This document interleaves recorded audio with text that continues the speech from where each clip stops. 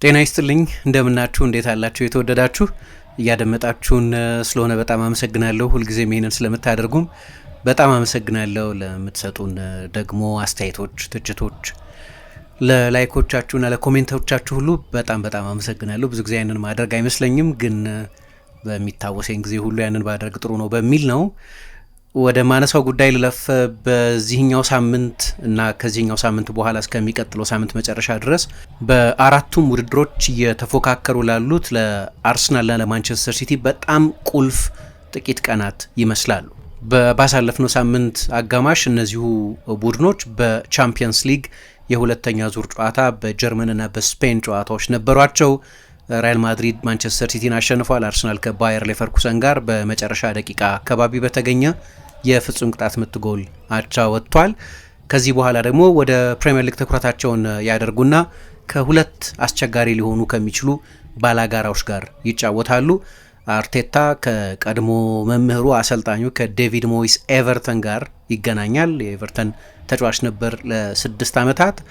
ኤቨርተን ደግሞ ከሜዳ ውጪ ባለው ሬከርድ በጣም አስቸጋሪ ቡድን ነው። እንዲያውም የበለጠ የሚቸገረው በሂል ዲኪንሰን ስቴዲየም ጨዋታዎችን በሚያደርግበት ጊዜ የተጋጣሚ ቡድን ለኤቨርተን ኳስ ትቶ ለመጫወት ስለሚወስን ኤቨርተን እንደዚህ የተደራጁ የተጋጣሚ ቡድን የተከላካይ መስመሮችን ሰብሮ ጎሎች ለማስቆጠር ይቸግረው ይሆናል። ከሜዳ ውጪ ግን ይኸው ተመሳሳይ የኤቨርተን የጨዋታ እቅድ የበለጠ ይሰራል። የበለጠ በጥብቅ የመከላከል ቅርጽና በጣም አደገኛ በሆነ የሽግግር ማጥቃት እና ደግሞ ከአርሰናል ጋር ሊነጻጸር በሚችል የቆመ ኳስ የማጥቃት ችሎታ ብዙ ጎሎች የሚያስቆጥር ቀድሞ ጎሎች ካስቆጠረ በኋላም ያንን ጎል ፕሮቴክት ማድረግ የሚያስችል የተዋጣለት የተከላካይ መስመር አደረጃጀት ያለው እና የበለጠ ለአዌይ ጌሞች የሚስማማ የጨዋታ ባህሪ ያለው ቡድን ነው። በዚህ ውድድር ዘመንም ከሜዳ ውጭ ያለ ሬከርድን ብቻ ከወሰድን ኤቨርተን አራተኛ ቡድን ነው እና ሳይታሰብ ለአውሮፓ ውድድሮችም እየተጫወተ ነው። ዴቪድ ሞይስ ወደ ኃላፊነቱ በመጡ ጊዜ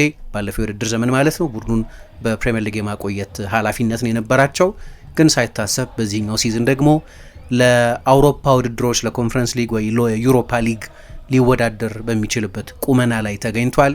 በብዙ መንገድ መደነቅ ያለበት ይመስለኛል። ስለዚህ ከዚህ ባላጋራ ጋር የሚጫወተው አርሰናል በኤምሬትስ ነው ጨዋታው የሚደረገው። ግን በአዲሱ የኤቨርተን ስቴዲየም በሂል ዲኪንሰን ተደርጎ የነበረውም ጨዋታ ላይ 1-0 ነበር ያሸነፈው። ታይት ጨዋታ ነበር በቪክቶር ዮኬሬስ የፍጹም ቅጣት ምት ጎል አማካኝነት ማለት ነው። ግን በአርሰናል ሳጥን ውስጥም አርሰናል እድለኛ ነበር ማለት ይቻላል። ዊሊያም ሳሊባ ጥፋት ሰርቶ ነበር። የፍጹም ቅጣት ምት ሊሰጡ ይችላሉ አንዳንድ አርቢትሮች። ስለዚህ አርሰናል ነጥብ ሊጥል የሚችልበት አጋጣሚም ነበር። ቀላል ጨዋታ ይሆናል ተብሎ አይጠበቅም። በተለይ ከቻምፒየንስ ሊግ ጨዋታዎች መልስ የሚደረጉ የሊግ ጨዋታዎች የበለጠ አሳሳቢ ናቸው። ኤቨርተን ነጻ ሳምንት ነበረው። አርሰናል ወደ ጀርመን መጓዝ እና ከአስቸጋሪ ባላጋራ ጋር መጫወት ነበረበት። ማንቸስተር ሲቲ ይጓዛል በዚህኛው ሳምንት ወደ ለንደን እና ከዌስትሃም ዩናይትድ ጋር ይጫወታል። ዌስትሃም 18ኛ ስፍራ ላይ ይገኝ እንጂ በዛው አካባቢ ካሉት ሌሎቹ ላለመውረድ ከሚጫወቱ ቡድኖች የተለየ ፎርም ላይ የሚገኝ በቅርብ ጊዜ የነበሩ ውጤቶቹም ከኢንፎርም የሬሌጌሽን ባትል ውስጥ ከሚገኙ ቡድኖች መካከል የሚጠቀስ ነው እና በለንደን ስቴዲየም ነው ጨዋታው የሚከናወነው።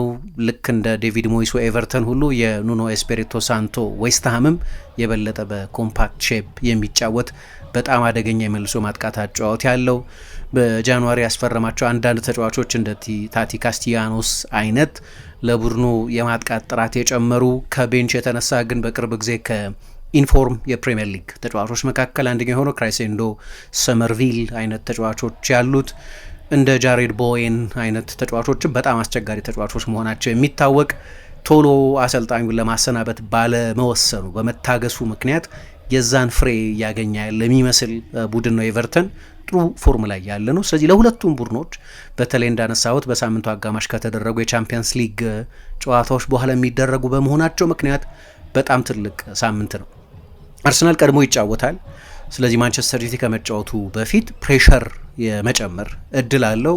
የ10 ነጥብ ልዩነት ማድረግ ይችላል ቢያንስ የለንደን ስቴዲየሙ ጨዋታ እስኪጀመር ድረስ ማለት ነው።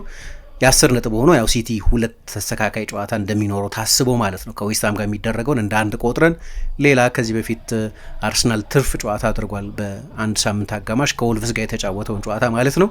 ማንቸስተር ሲቲ ከክሪስታል ፓላስ ጋር ተስተካካይ ጨዋታ አለው። ቢሆንም ከዛ በኋላ አርሰናል 7 ጨዋታ ብቻ ነው የሚቀረው። በእርግጥ እነዛ ያልኳቸው ሲቲ የሚያደርጋቸው ጨዋታዎችና በኤቲሃድ ሁለቱ ቡድኖች የሚገናኙበት ጨዋታ የፕሪሚየር ሊጉን የነጥብ ኢኩዌዥን ሊለውጥ የሚችል ነው።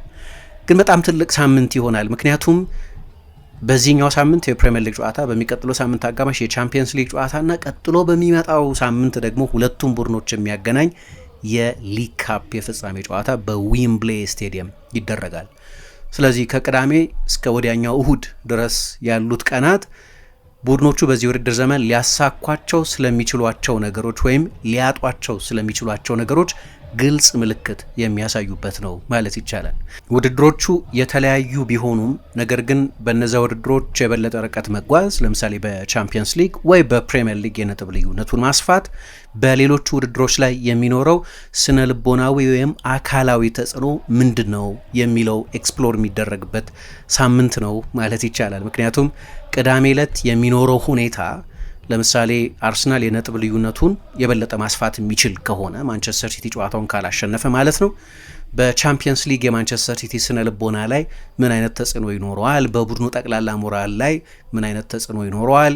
እንዲህ አይነቱን ነገር ቀድሞ ኤክስፕሎር ማድረግ ለነዛ የቻምፒየንስ ሊግ ጨዋታዎች ቡድኖቹ ስለሚሰጧቸው ምላሾች ቀድሞ መተንበይ ቢያስቸግርም ግን የሞመንተምን ጉዳይ ሊወስን የሚችል በጣም ቁልፍ ሳምንት ነው። የፕሪሚየር ሊጉን ዕጣ ፈንታ ብቻ ሳይሆን ወደ ሌሎቹም ውድድሮች ስፒል ኦቨር የሚያደርግ ተጽዕኖ ሊኖረው ይችላል።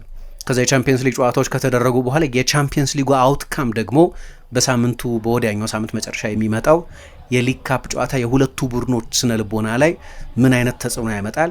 ያ የሊግ ካፕ የፍጻሜ ጨዋታ ከተደረገ በኋላ ለተቀረው የፕሪሚየር ሊግ ሲዝን ይሁን ከዛ ከሳምንታት በኋላ በኤቲሃድ በሁለቱ ቡድኖች መካከል በሚደረገው የሊግ ጨዋታ ላይስ ምን አይነት ተጽዕኖ ይኖረዋል? ራሱ የፍጻሜ ጨዋታ ነው።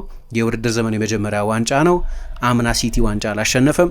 አርሰናል ደግሞ አመታት ሆኖታል። ከ2017 በኋላ አንድ ካፕ ብቻ በ2020 ያሸነፈውን ኤፍኤ ካፕ ያሸነፈው፣ አርቴታም በአሰልጣኝነት ያሸነፈው ብቸኛው ዋንጫ እርሱ ነው። ስለዚህ ለሁለቱም ቡድኖች ያ ጨዋታ ብቻውን እንደ ግራንድ ፋይናል ሊቆጠር ይችላል። ግን እንደምታውቁት 4 ውድድሮች አሉ። ከ4 ውድድሮች አራተኛ ግምት የሚሰጠው ወይም አራተኛ አነስተኛ ግምት የሚሰጠው ውድድር ነው። ስለዚህ ዋንጫ ቢሆንም ነገር ግን በሌሎቹ ውድድሮች ላይ የቡድኖቹ ስነ ልቦና ላይ የሚያመጣው በፕሪሚየር ሊግ ዋንጫ ፍክክር ውስጥ ናቸውና ስለ ሁለቱ ቡድኖች ቀጣይ ሁኔታስ ምን ፍንጭ ይሰጠናል? ስለ ሁለቱ ቡድኖች ሞራልስ ምን ይነግረናል? ከዛ በኋላ ስለሚኖሩት ሁኔታዎች ምን አይነት ምልክት እናገኛለን? የሚሉት ቫሪየብሎች ሁሉ መታየት አለባቸው። እንደ ሊግ ካፕ የፍጻሜ ጨዋታ ብቻ ተደርጎ ስለማይታይ ለዚህ ነው ብዙ ዲስከሽን የሚሰማው የሚቀጥለው ሳምንት በጣም ቁልፍ ሳምንት ነው በሚል። ስለዚህ የካራባኦ ካፕ የፍጻሜ ጨዋታ የሚደረግበትና የውድድር ዘመኑ የመጀመሪያ ፋይናል የሚደረግበት የመጀመሪያው የዋንጫ አሸናፊ የሚወሰንበት ሳምንት ይሆናል።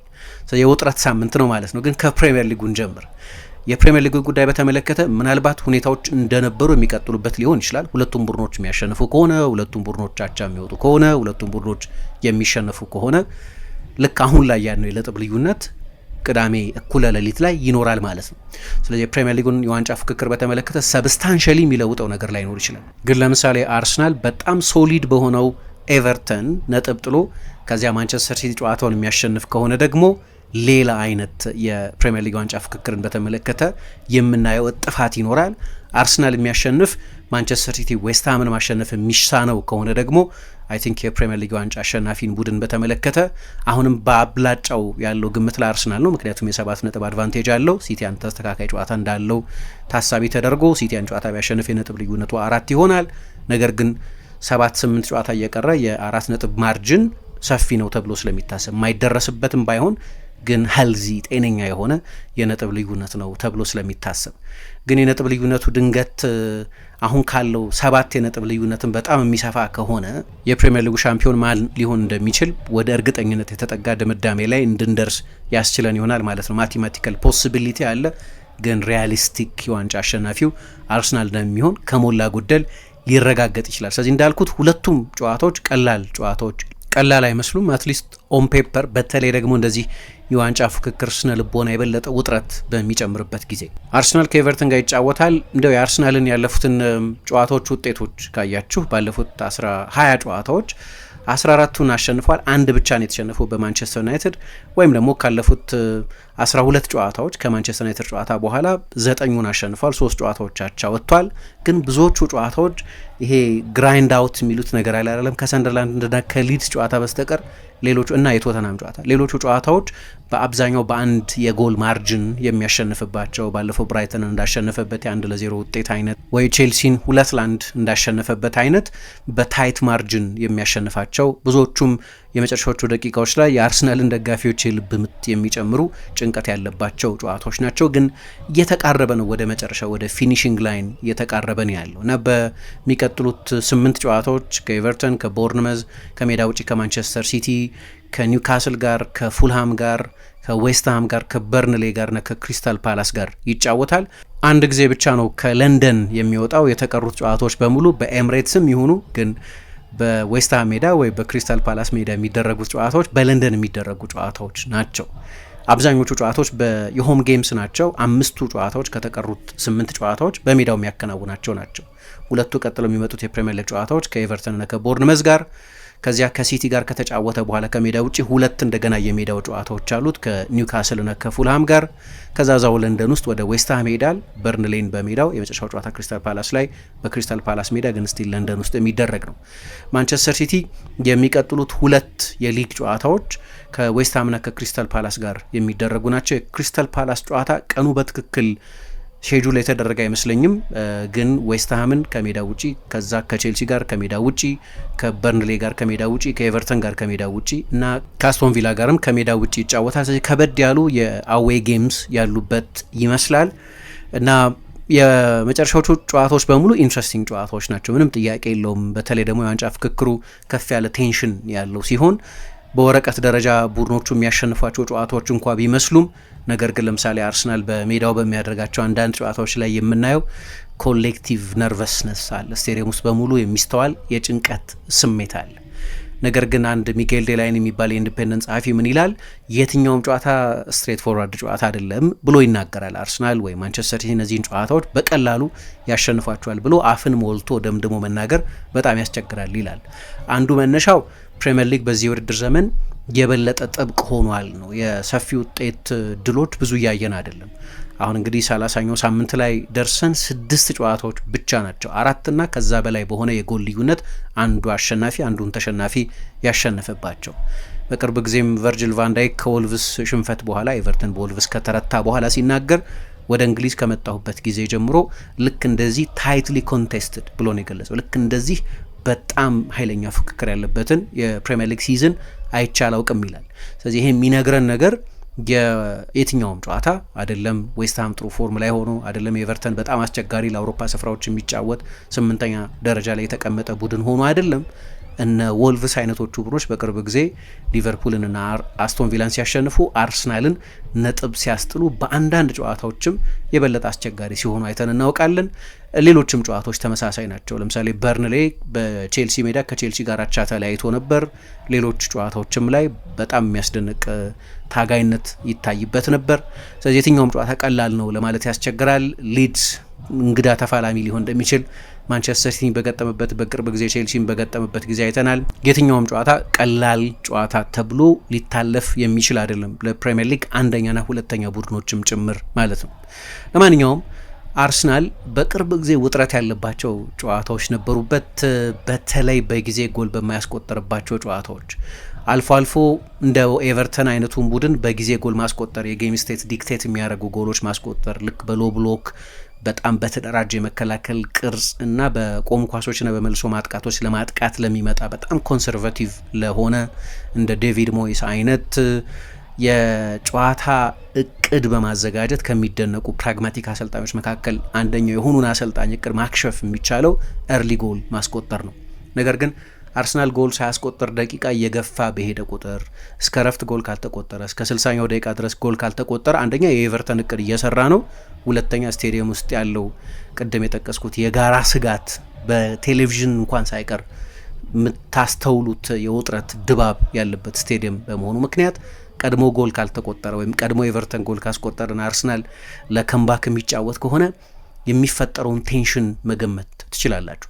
ግን ለምሳሌ አርሰናል በኤቨርተን ነጥብ ከጣለ ወይ ከተሸነፈ ወይ አቻ ከወጣ ግን በዛ የሊግ ጨዋታ ላይ ብቻ ተጽዕኖ ላያበቃ ይችላል። የሚቀጥለው ሳምንት የባየር ሌቨርኩሰን የቻምፒየንስ ሊግ ጨዋታ ላይ፣ የወዲያኛው ሳምንት የሚደረገው የሊግ ካፕ የፍጻሜ ጨዋታ ላይ ሊተርፍ የሚችል ወደሚቀጥለው ሳምንት ሊሸጋገር የሚችል ስነልቦናዊ ጫና ይዞ ሊመጣ ይችላል። የፕሪሚየር ሊግ የዋንጫ ፍክክሩን ኮንቴክስት መለወጥ ብቻ ሳይሆን የሚያሸንፍ ከሆነ ግን እንዳነሳው ማንቸስተር ሲቲ ቢያሸንፍ ጭምር ያንን የ7 ነጥብ አድቫንቴጅ ይዞ መቆየት ይችላል ማለት ነው። ለሲቲ ግን ፔፕ ጓርዲዮላ ከዚህ ጨዋታ በፊት የሰጠውን አስተያየት ሰምታችሁ እንደሆን ከዚህ በኋላ ማንቸስተር ሲቲ በየትኛውም ጨዋታ ነጥብ መጣል አፎርድ አያደርግም የሚል አስተያየት ሰጥቷል። ባለፈው ከኖቲንገም ፎረስት ጋር በነበረው ጨዋታ ፔፕ ላይ የነበረው ስሜት፣ ሮድሪ ላይ የነበረው ስሜት፣ ሃላንድ ላይ የነበረው ስሜት እና የማንቸስተር ሲቲ ተጫዋቾች ላይ ይታይ የነበረው ምንድነው መከፋት ወይም ዲፍሌሽን ትልቅ የሳምንት አጋማሽ ጨዋታ እንዲሆን አድርጎት ነበር። ሁለቱም ቡድኖች በተመሳሳይ ሰዓት ነበር ጨዋታውን ያደረጉት። ስለዚህ ተጨማሪ ነጥብ የሚጥሉ ከሆነ ምን አይነት ስሜት ሊኖር እንደሚችል መገመት ትችላላችሁ። ማንቸስተር ሲቲ አሁን ባለበት ሁኔታ የነጥብ ልዩነቱ ከዚህ በላይ የሚሰፋ ከሆነ የዋንጫ ተስፋቸው የበለጠ በጣም የሚቀጭጭበት በርካታ ጨዋታዎች እየቀሩት ጭምር ማቴማቲካል እድል ቢኖራቸው እንኳ ሪያሊስቲክ እድል እንዳይኖራቸው ሊያደርግ የሚችል ነው። ስለዚህ ከዚህ በኋላ በሲቲ እጅ አይደለም የዋንጫ ተስፋ። አርሰናልን ማሸነፍ ብቻም በቂ አይደለም። አርሰናል በሌሎች ቡድኖች ነጥብ መጣል አለበት ማንቸስተር ሲቲ ዋንጫ ተስፋ ይኖረው ዘንድ። ግን መጀመሪያ የቤት ስራውን መስራት አለበት። መጀመሪያ የራሱን ጨዋታዎች ማሸነፍ አለበት። ግን ለምሳሌ በዚህኛው ሳምንት የነጥብ ልዩነቱ አሁን ካለውም በላይ የሚሰፋ ከሆነ ግን ቅድም እንዳልኩት የሞራል ዋጋም ስላለው የዚህኛው ሳምንት የፕሪሚየር ሊግ ጨዋታ ያ በጣም አንላይክሊ የሚመስለውን የቻምፒየንስ ሊግ ሁኔታንም ጭምር ዲክቴት ሊያደርገው ይችላል። መጀመሪያውን በጣም ከባድ የቤት ስራ በእኔ ስሌት ከ15% በላይ ማንቸስተር ሲቲ የሪያል ማድሪድን ውጤት ለመቀልበስ የሚቸግረው ይመስለኛል። በቻምፒየንስ ሊግ ታሪክም የ3-0 ውጤት በቅርብ ዓመታት ከ2018 ወዲህ ሲቀለበስ አይተን እናውቃለን። ከዛ በፊት ግን የምናውቀው አንድ ታሪክ ብቻ ነው።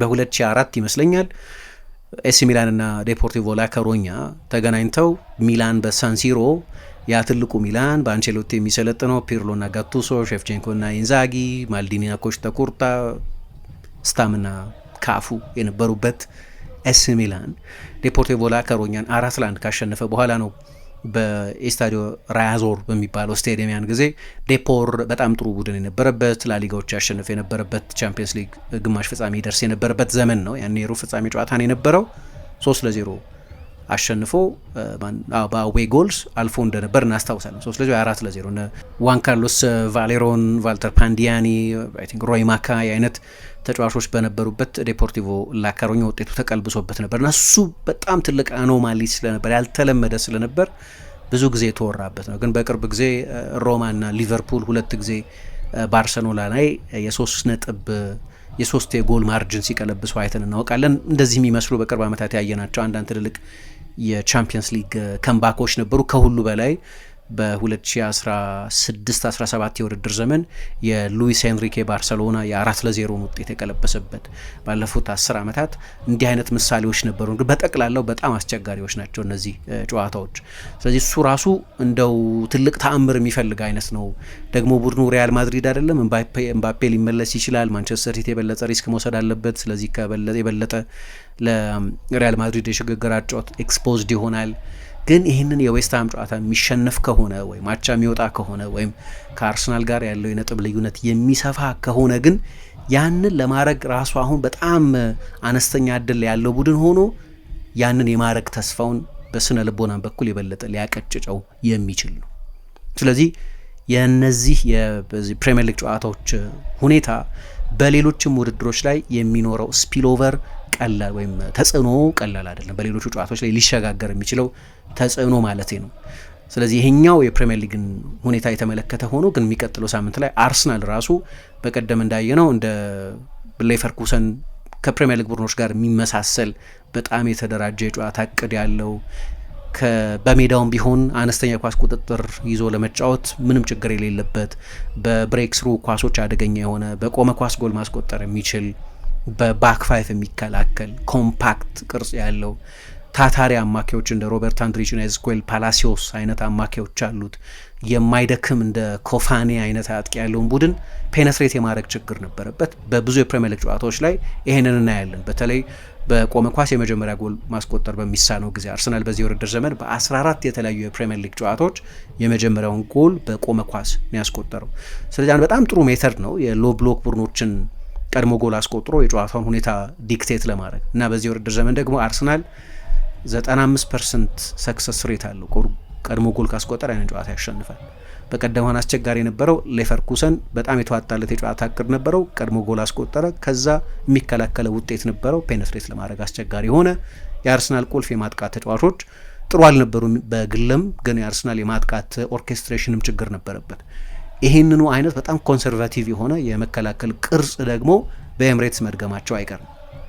ከኤቨርተን ጋር በባህር የሚመሳሰል ቡድን ነው። እነዛ ጥያቄዎች የበለጠ አምፕሊፋይድ ይሆናሉ ማለት ነው እና ይሄ ቦትል ጆብ የሚባል ነገር አሁን እንኳን እየቀረ መጥቷል። አርሰናል ቦትል ያደርገዋል የሚለው ጉዳይ ከሌሎቹ ዓመታት የበለጠ ጠንካራ የስነ ልቦና መሰረት ላይ የተገነባ የሚመስል ቡድን ስለሆነ ግን ይሄ ጨዋታን አርሰናል ማሸነፍ የማይችል ከሆነ ግን እነዛ ጥያቄዎች ሁሉ አርሰናልን በተመለከተ በማሸነፍ መልስ ሊሰጣቸው፣ ዋንጫ በመውሰድ መልስ ሊሰጣቸው የሚገቡ ጥያቄዎች እንደገና መነሳት ሪሰርፌስ ማድረግ ይጀምራሉ ማለት ነው። ለዚህ ነው ቅድም በሶስት የተለያዩ ውድድሮች የሚደረጉ ሶስት ጨዋታዎች በመሆናቸው ምክንያት ነጥሎ ፕሪሚየር ሊግ ላይ ብቻ ስለሚኖራቸው ውጤት ማሰብ አይቻልም። በሌሎች ውድድሮች ላይ ስለሚኖረው ተጽዕኖ ማስተዋል ግድ ነው የምለው። ባየር ሌቨርኩሰን በዚህ ሳምንት ከባየር ሚኒክ ጋር ነው የሚጫወተው። ካስፐር ሆይሉንድ ከአርሰናል ጨዋታ በፊት ከባየር ሚኒክ ጋር ባይጫወቱ የሚመርጡ ይመስለኛል። ቡንደስሊጋውን የሚተዉት አይመስለኝም። የቻምፒየንስ ሊግ የተሳትፎ ስፍራ ለማግኘት የሚደረግ ፉክክር ስለሆነ፣ ግን በቀደም እንዳየነው ቀላል ቡድን አይደለም። ከእንግሊዝ ቡድኖችም ጋር ያለው ሬከርድ ማንቸስተር ሲቲ ብዙ ተጫዋቾች ሮቴት አድርጎ የነበረም እንኳ ቢሆን በኤቲሃድ 2-0 ማሸነፋቸውን ማስታወስ አለብን። ከኒውካስል ጋር በሜዳቸው አቻ ተለያይተዋል። ከአርሰናል ጋር በቀደም አቻ ተለያይተዋል። በጣም ጥሩ ተጫውተው ቀላል ጨዋታ ሊሆን አይችልም። ስለዚህ የዚህኛው ሳምንት የፕሪሚየር ሊግ ሁኔታ ከቡድን ሞራልም አንጻር በጣም ወሳኝ ነው።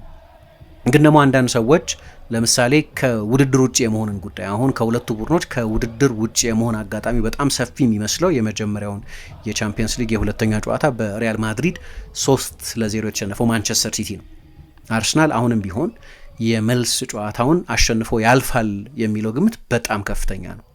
ነገር ግን ማንቸስተር ሲቲ ያንን የ3-0 ውጤት ለመቀልበስ ያለበት የቤት ስራ ተአምር የሚጠይቅ አይነት በመሆኑ ምክንያት አንኤክስፔክትድ ነው ሊባል አይችልም ከዚህ በኋላ የማንቸስተር ሲቲ ከውድድር ውጭ መሆን። የአርሰናል ግን ሪፐርከርሽን ይኖረዋል። ግን አብላጫው ግምት ሰርቶ አርሰናል አሸንፎ ወደ ቻምፒየንስ ሊግ ሩብ ፍጻሜ የሚሸጋገር ከሆነ ማንቸስተር ሲቲ ያንን የ3-0 ሰፊ ውጤት የመቀልበስ የቤት ስራውን መወጣት የሚሳነው ከሆነ ይሄ ኤክስፔክትድ ይሆናል። ግን ምን ማለት ነው? ማንቸስተር ሲቲ ከዚህ በኋላ በተለይ ከወዲያኛው እሁድ በኋላ በሁለት ውድድሮች ላይ ብቻ ለማተኮር እድል ያገኛል ማለት ነው። ነፃ የሳምንት አጋማሽ ይኖረዋል ማለት ነው። ለእያንዳንዱ ጨዋታ ለመዘጋጀት ተጨማሪ የሪከቨሪ ጊዜ ለማግኘት እድል ይሰጣቸዋል ማለት ነው። ስለዚህ በቻምፒየንስ ሊግ መቆየት ይፈልጋሉ። ለኳድሩፑል እየተጫወቱ ያሉ ቡድኖች ናቸው ሁለቱም ቡድኖች። አሁን ማርች አጋማሽ ላይ ደርሰን አራቱንም ዋንጫዎች ለማሸነፍ እድል አላቸው። ይሄ በእንግሊዝ እግር ኳስ ሆኖ የሚያውቅ አይደለም። አንድ ዳርሜሽ ሳይት የሚባል የስካይ ጋዜጠኛ ኪወርድ ብሎታል። ደፍሮ ኳድሩፑል ማለት በጣም አስቸጋሪ ስለሆነ ያችን የኪወርድ ጥያቄ ልጠይቅህ ብሎታል። በእንግሊዝ እግር ኳስ ኳድሩፑል አይደለም ትሬብል እንኳን 2 ጊዜ ብቻ ነው የሆነ 2023 ላይ ማንቸስተር ሲቲ 1998-99 የውድድር ዘመን ላይ የአሌክስ ፈርጉሰን ማንቸስተር ዩናይትድ ብቻ ነው ያደረጉት። ስለዚህ ለኳድሩፑል የሚጓዙ ሁለት ቡድኖች ላይ የሚታይ አካላዊ ዝለት አለ። አርሰናል 45 ጨዋታ ነው በዚህ ውድድር ዘመን ያደረገው።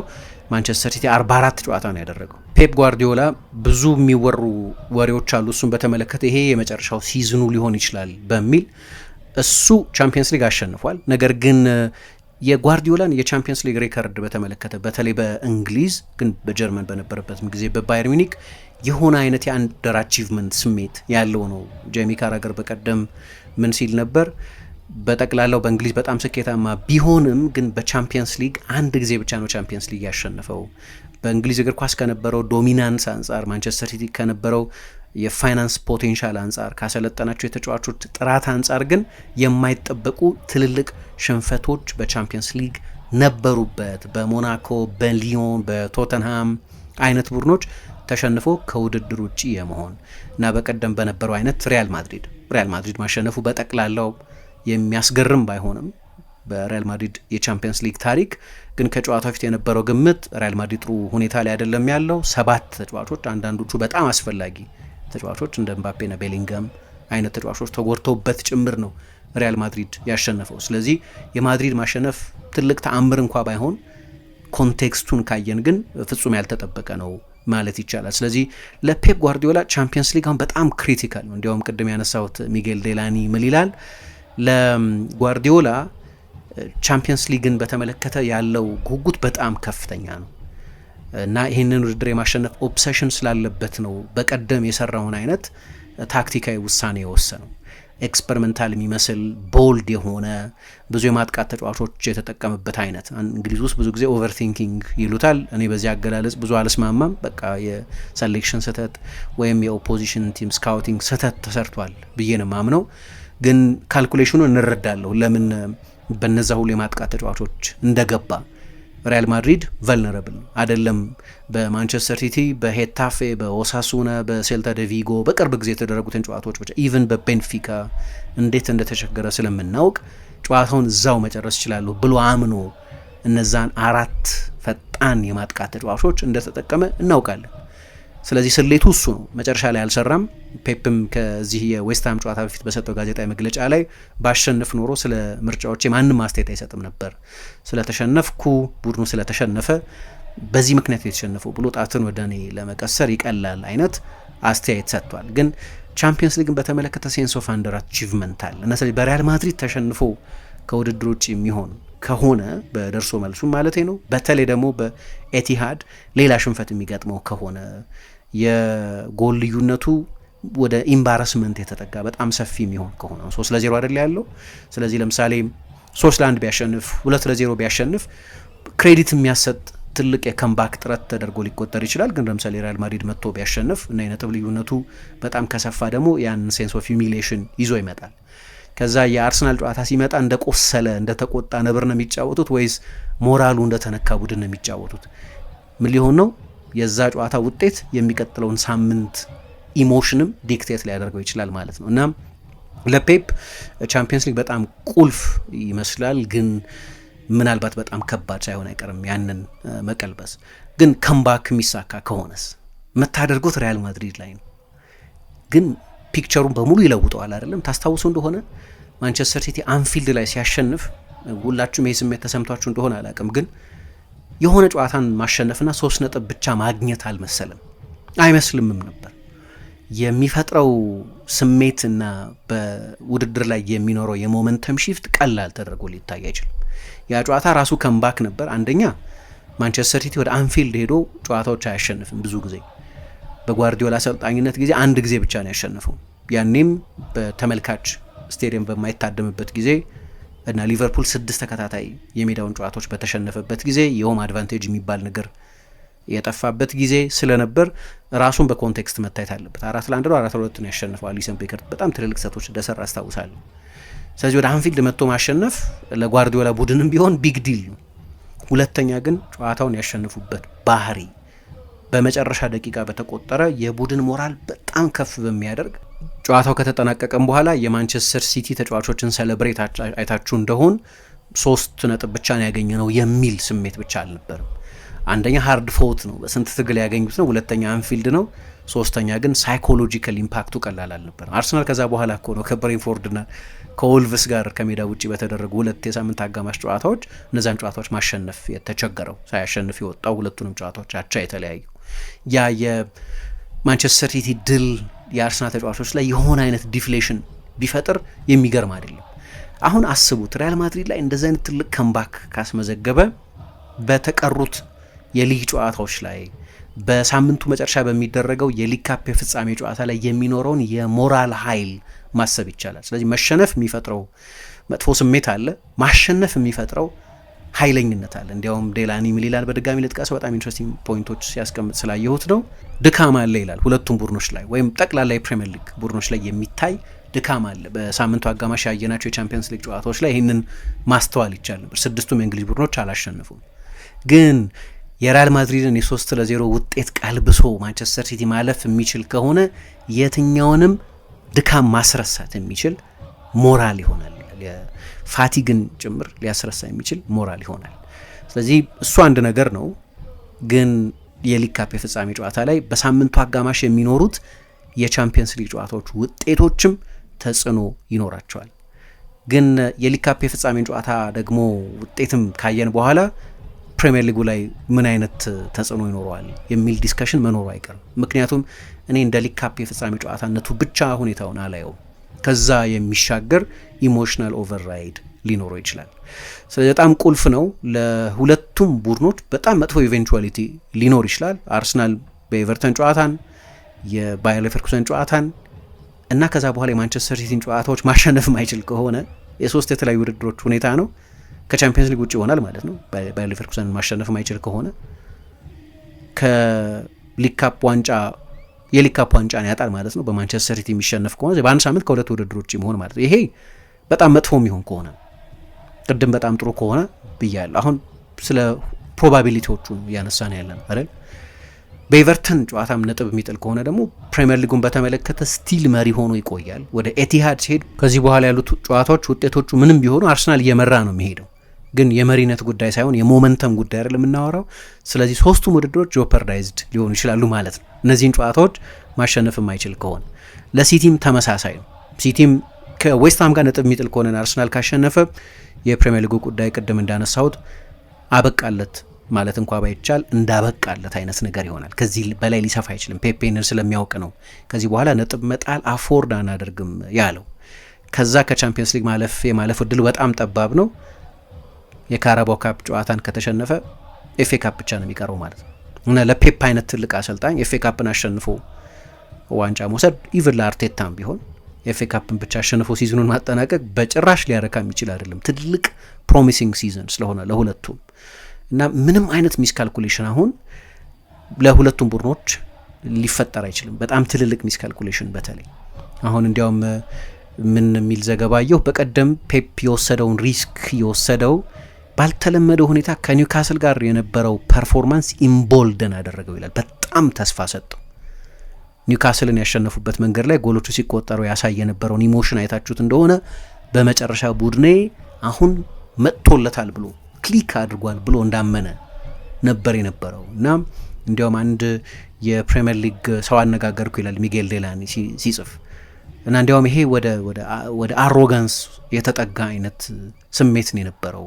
ያ ኒውካስልን ያሸነፈበት ፐርፎርማንስና ቡድኑ በዛ ጨዋታ ላይ ያሳየው ብቃት ከወራት በኋላ ቡድኑ ለመሟላት የተቃረበ ጥንካሬ ያሳየበት በመሆኑ ምክንያት ኢምቦልደን አደረገው እና በዛ ጨዋታ ላይ የነበረው ስለ ቡድኑ የነበረውን ግምት ፍጹም የሚለውጥ ስለነበር የሪያል ማድሪድን ጨዋታ ኮንዲሽን አደረገው። አሁን ይህንን ሳነሳ የነበረውን ነጥብ በሙሉ የሚቋጭ ይሆናል ማለት ነው።